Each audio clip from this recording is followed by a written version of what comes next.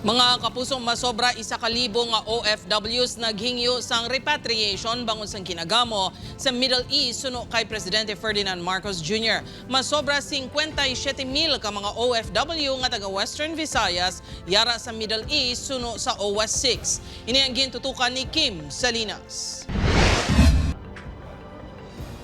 Nagapabilin nga panghangkat sa gobyerno sa Pilipinas ang pag-repatriate sa mga overseas Filipino workers ngayara sa tunga sang kinagamo sa Middle East.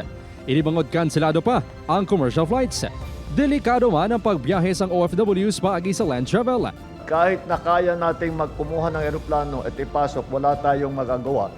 Dahil, number one, the airports are closed, there are all no-fly zones. This is a combat area. Pag nakakita ka ng maraming sasakyan, baka bombahin yun. Sa press briefing ni Presidente Ferdinand Marcos Jr. kay Inasangaga, ginpayag sini nga nagrabot na sa 1,416 ang mga OFW nga luyag magpauli sa Pilipinas. Pinakamadamo diri ang halin sa Dubai, UAE nga may 586, 297 naman ang halin sa Israel. May mga Pilipino pa halin sa UAE, Bahrain, Jordan kag Iran ang luyag magpa-repatriate. Sa numero wala pa sang datos ang OWAS 6 kung may taga Western Visayas. Suno sa ahensya, masobra 57,000 ka OFWs ang nahamtang sa Middle East. According sa OWA naton sa Maynila, ang mga OFW nagahulat-hulat gyapon sang rebooking sang ila mga ticket, expecting airports will reopen. Para sa isa ka eksperto, ang pagpangatake nga ginahimo sang Estados Unidos kag Israel sa Iran ang hindi lang tungod sa presensya sang nuclear sites.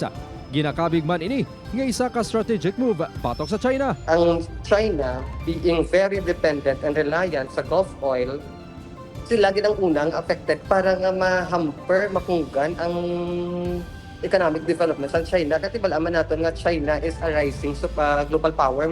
Ginpatag man ni nasyonal kun nga ginadalahig sang Iran sa gamo ang iban nga Middle Eastern countries. It is also a strong message of Iran sa mga iba nga Middle Eastern countries, no, na i-pressure ang US and ang Israel, no, nga kumbaga iltaton ni pala kay kung hindi madalahig ka mo diri nga mga neighboring countries. Upod Caramel Porquia, Kim Salinas, 1 Western Visayas.